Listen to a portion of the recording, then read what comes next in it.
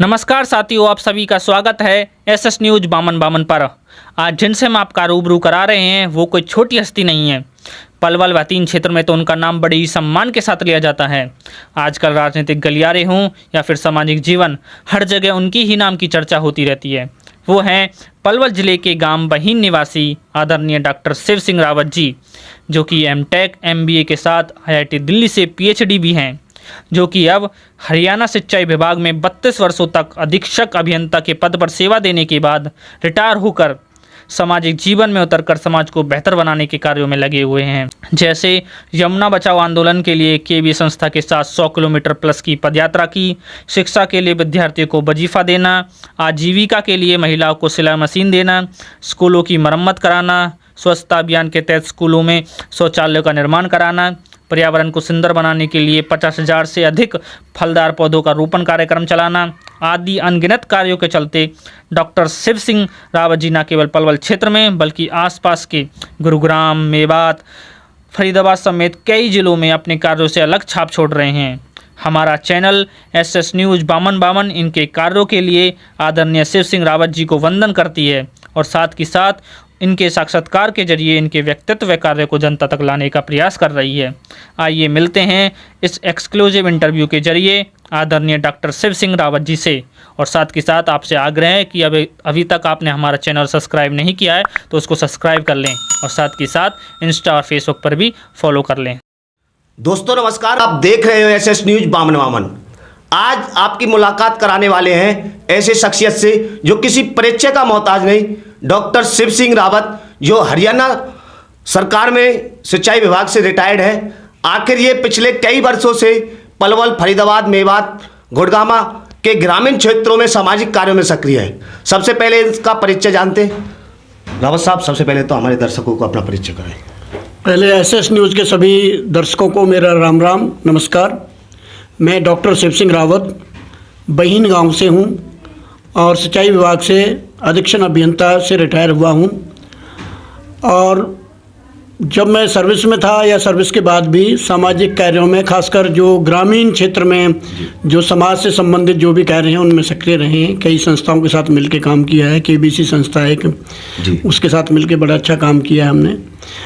और हमारा उद्देश्य क्या है कि अगर भारत को वास्तव में विकसित करना है तो ग्रामीण आंचल के लोगों को हमें आगे लाना पड़ेगा, किसान को आगे लाना पड़ेगा, नवयुवकों को, लड़कियों को, सबको आगे आना पड़ेगा। उसके लिए हमें कुछ ना कुछ मेहनत करनी पड़ेगी और उनकी जो ज़रूरत है उनको पूरा करना पड़ेगा। इस उद्देश्य को लेके हमने ये मिशन शुरू किया हुआ है, जिसमें हमारा जो मेन क्राइटेरिया है वो है पर्यावरण, सिंचाई का पानी, स्वास्थ्य और औरतों को कैसे आगे बढ़ाया जाए, ये हमारे, और शिक्षा, ये हमारे कुछ विषय हैं जिन पर हमने बहुत गंभीरता से कार्य किया।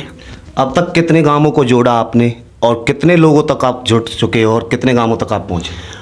अगर हम पिछले 8-9 सालों से बात करें तो लगभग 200 से ज़्यादा ही गांव होंगे जिनमें हमने या तो फलदार पौधारोपण किया है या कोई सिंचाई से संबंधित या जल से संबंधित जल पंचायतें की हैं या कोई शिक्षा से संबंधित स्कूलों में कोई कार्य किया है। इस तरह के कई काम 200 से ज़्यादा गांव जरूर मिलेंगे आपको। अभी आपने यमुना बचाओ पदयात्रा निकाली, उसका मुख्य उद्देश्य क्या था?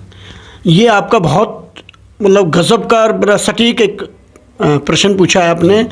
ये जो हमारा एरिया है जिसे हम कह सकते हैं फरीदाबाद, पलवल, मेवात और गुड़गामा, इसके साथ प्रॉब्लम क्या है कि अपना कोई नदी ऐसी नहीं है जहाँ साफ़ पानी आता हो। हमें यमुना का पानी मिलता है, वो असल में यमुना का पानी भी नहीं है, वो पानी दिल्ली का और फरीदाबाद का जो गंदा पानी है, चाहे वो सीवेज का हो चाहे वो इंडस्ट्रीज़ का एफ्लुएंट हो, वो मिल रहा है।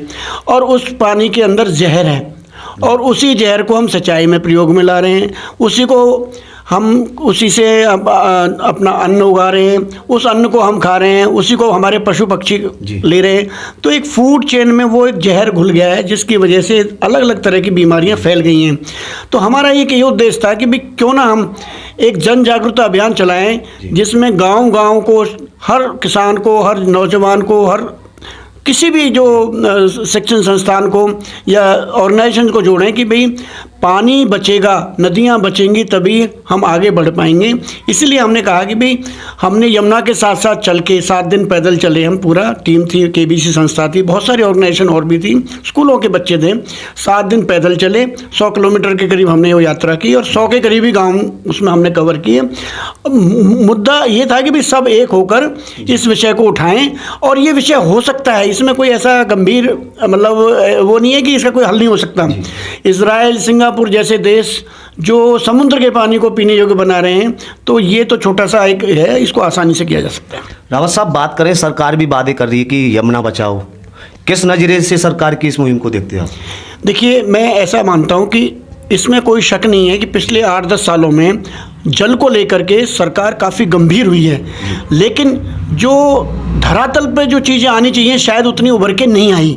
उसमें सरकार को भी और उसको एग्रेसिवली काम करना पड़ेगा, लेकिन हम जो समाज का जो हिस्सा हैं उनको भी इस चीज़ में बढ़ चढ़ के, जैसे अब जल संरक्षण है, अब हमें पता है भी बारिश होगी, अब 2-3 महीने बाद वो पानी हमारे गांव से बह के चला जाएगा। हम क्यों ना छोटे छोटे गड्ढे कर लें, छोटे छोटे जो तालाब खराब हुए पड़े हैं उनमें कार सेवा करके नौजवान लोग मिलके उनकी सफाई कर लें, जिससे कि हम कैपेसिटी बढ़ा सकें।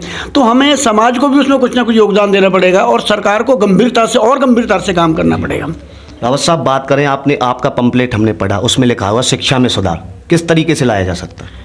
देखिए, हमारा एरिया का मैं अभी डाटा देख रहा था कि जो लड़कियों का जो लिटरेसी रेट है वो 50% से भी कम है जी, जबकि हरियाणा का जो ओवरऑल है वो 77-78% है। तो कहीं ना कहीं तो हमारे यहाँ दिक्कत है, कोई बड़ी यूनिवर्सिटी नहीं है, कोई बड़े कॉलेज नहीं है, तो शिक्षा, सरकारी जो स्कूल है उसमें बहुत सारी समस्याएं हैं, सरकार की अपनी समस्याएं हैं। तो हमने ये कोशिश करी कि भाई किस तरह से बच्चों को मोटिवेट किया जाए, तो उसके लिए हमने कुछ कंपनियों से मिलकर टेस्ट कराया, एग्ज़ाम लिया, और उसमें लगभग 1000-1200 के करीब बच्चे अपीयर हुए पूरे हथीन और पलवल क्षेत्र के, जिसमें से लगभग 120 बच्चों को 700 रुपये महीना स्कॉलरशिप दिया गया। आइडिया ये था कि इससे बच्चे मोटिवेट होंगे और पढ़ाई में आगे ध्यान देंगे, और जिन बच्चों को नहीं मिला है वो आगे के लिए और अच्छी तैयारी करेंगे। ये एक उद्देश्य था हमारा शिक्षा को लेकर। महिला सशक्तिकरण की को लेकर बात करें तो क्या आपकी तरफ से बढ़ावा? ये देखिए, हमारा एरिया में ओवरऑल मैंने जैसे बताया शिक्षा का तो काफ़ी कम है हमारे यहाँ रेशो, तो हमने ये कोशिश करी कि भाई महिला सशक्तिकरण के लिए जो मेरा अपना घर है, हमारा जो घर है गांव में, उसमें हमने एक सिलाई सेंटर चलाया हुआ है जिसमें 25-30 औरतें या लड़कियां ट्रेनिंग लेती हैं, और उसके बाद उनको गुड़गांव की एक कंपनी के माध्यम से जो अच्छा काम करती हैं उनको सिलाई मशीन फ्री में दी जाती है। तो इस तरह से हमने कोशिश की। दूसरा हमने क्या कोशिश की कि जो सरकारी स्कूल की लड़कियाँ हैं उनको हम IT कंपनियों में लेके गए, भ्रमण कराया, वहाँ एक्सपोजर दिया उनको कि भाई ये जो इन कंपनियों में बच्चे लगे हुए हैं ये भी गाँव के ही हैं, तो उनको देख देख के वो मोटिवेट हो सकें। फिर उनके साथ एक एक पेरेंट को भी लेके गए हम, जिससे कि कल को वो बच्चियों को मना नहीं कर पाए कि भाई नहीं तुम नहीं पढ़ोगे ज़्यादा। अभी हम क्या करते हैं कि 10वीं के बाद बिठा लेते हैं या 12वीं के बाद बिठा लेते हैं, तो उसको आगे बढ़ाने के लिए हमने ये कोशिश करी कि भाई लड़कियों को किसी तरह से आगे बढ़ाया जाए और एक्सपोजर दिया जाए। बात की जाए रावत साहब स्वच्छता अभियान को किस नज़रिए से आप लोग देखते हैं?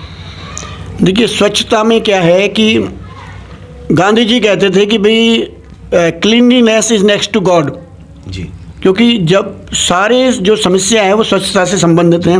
हम अगर स्वच्छ नहीं रहेंगे तो हमारे जो शरीर में रोग बढ़ेंगे। अब स्वच्छता का सबसे बड़ा कारण है टॉयलेट जी।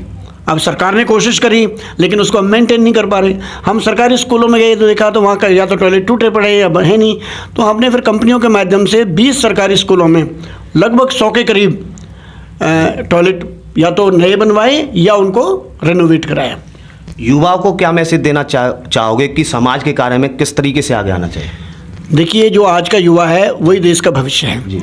इसी विषय को लेके हमने क्या किया है कि बच्चों में एनर्जी बहुत होती है जी। वो अगर वो खाली रहेंगे तो वो नेगेटिव लोगों में एक्टिविटी में चले जाते हैं। तो हमने क्या किया, 20 सरकारी स्कूलों में अलग अलग तरह की जो किट होती है प्लेयर्स के लिए, जो वॉलीबॉल की, बैडमिंटन की या आपके उसकी क्रिकेट की, इस तरह की किटें बंटवाई 20 सरकारी स्कूलों में कि जिससे कि ये बच्चे अपने आप को आफ्टर स्कूल इन चीज़ों में इन्वॉल्व करें और एक टीम भावना उनमें पैदा हो। और जब टीम भावना पैदा होती है, जब भी समाज के लिए काम करोगे, जब भी देश के लिए काम करोगे, तो इस तरह हमने युवकों को उसमें जोड़ने की कोशिश की है। आगे आपकी टीम की तरफ से क्या रूपरेखा रहने वाली है और कितनों गांवों तक आप पहुंचने वाले हैं? ये जो उद्देश्य ये है कि जो आपका जो मीडिया है, इसका बहुत बड़ा रोल है इस तरह की चीज़ों में। क्योंकि देखिए, एक आदमी कोई काम कर रहा है, वो अकेला चना भार नहीं फोड़ सकता, लेकिन अकेला आदमी लोगों को जोड़ जरूर सकता है। तो एक से एक दो नहीं होते, एक और एक 11 भी हो सकते हैं। और उसमें मीडिया का, आपके चाहे वो प्रिंट मीडिया हो, चाहे आपका सोशल मीडिया हो, चाहे नेशनल मीडिया हो, उसका बहुत बड़ा रोल है। और जो संस्थाएं, KBC संस्था इसमें बहुत अच्छा काम कर रही है, और भी बहुत सारी संस्थाएं जिनसे को हम जोड़ करके इस विषय को आगे बढ़ा रहे हैं। और हम आपसे भी ये प्रार्थना करेंगे कि भाई इन चीज़ों के, मुझे आगे बढ़ाने का कोई वो नहीं है कि भाई मेरा नाम लो कोई, लेकिन ये जो काम हो रहे हैं हम इसलिए दिखाना चाहते हैं, या मीडिया को इसलिए दिखाने चाहिए कि जो भाई ऐसा और कर सकते हैं या इसमें जुड़ सकते हैं, वो जुड़ पाएँ। और इसको एक बहुत बड़े लेवल पर, कम से कम पलवल और फरीदाबाद और मेवात और गुड़गांव का जो रूरल एरिया है, क्योंकि जो शहर है वो तो मल्टी मिलेनियम हो गया, जो वो उसमें सब लोग जुड़ेंगे तो ज़रूर इन 4 जिलों में अगले 10 सालों में या 5 सालों में चेंज आएगा। ये ऐसा मेरा मानना है। किन किन लोगों का अभी आपको विशेष सहयोग मिल रहा है? जैसे सामाजिक संस्थाएं हैं, NGO हैं, किन किन लोगों का खास? जैसे हमारी एक KBC संस्था है पलवल की, जिसमें हुकुम सिंह जी और विक्रम सिंह जी एडवोकेट साहब आए हुए हैं, और वकील साहब आए हुए हैं हमारे, अभय सिंह जी। और दूसरी जैसे पर्यावरण संरक्षण गतिविधि एक संस्था है, ऐसे ही हमारा परिवार एक संस्था है। और यहाँ की कुछ लोकल हैं, वो भी इसमें जुड़ रही हैं हमारे साथ। कोई विशेष मैसेज देना चाहोगे हमारे दर्शकों को, क्षेत्रवासियों को अपनी तरफ से? मेरा तो यही मैसेज है कि देखो, जब गर्मियाँ बढ़ रही हैं, पानी की किल्लत आएगी, उसके बाद बारिश आएंगी, तो बारिश के पानी को सहेजने की कोशिश करें और पानी को कम से कम बर्बाद करें। जितना कम प्रयोग, जितना पानी पीना हो, सिर्फ उतना ही गिलास में लें, जिससे कि हम उसे फेंकें नहीं और वो ख़राब ना हो। तो बहुत बहुत धन्यवाद आपका। सबको राम राम जी।